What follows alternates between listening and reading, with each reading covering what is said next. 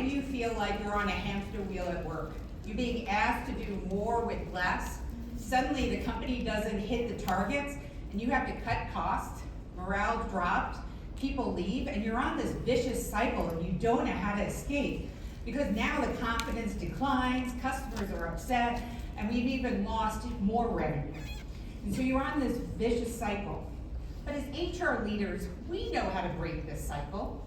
We have to invest in strong leaders, because then you build a culture of trust, and that trust empowers people to want to do more and work at their best.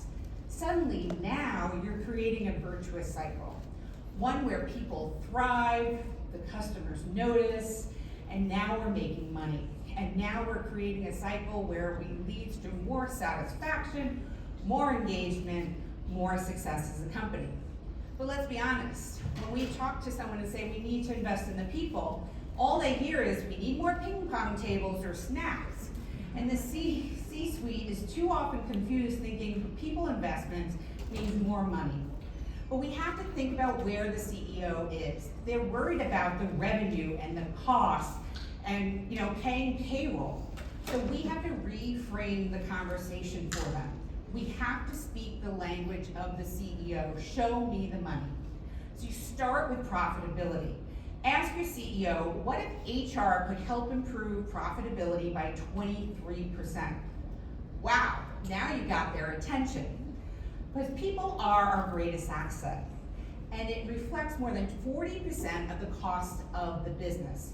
So we need to make sure that we're looking at the people and really tapping into that unbound productivity of people.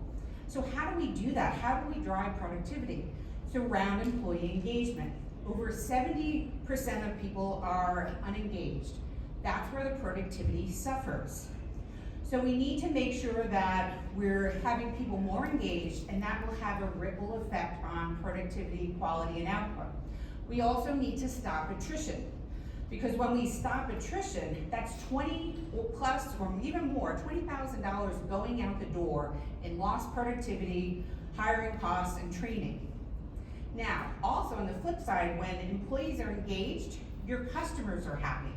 When your customers are happy, they buy more and they talk to their customers, and then all of a sudden you have this revenue happening. So what's the key to all this? It's strong leadership. Leadership is what can really release the capacity and productivity within our organization. Now, I'm sure you're telling me, I talk to my CEO all the time and they don't want to invest in people. Well, we need to speak their language. Show me the money. So how do you start? Don't ask them for money.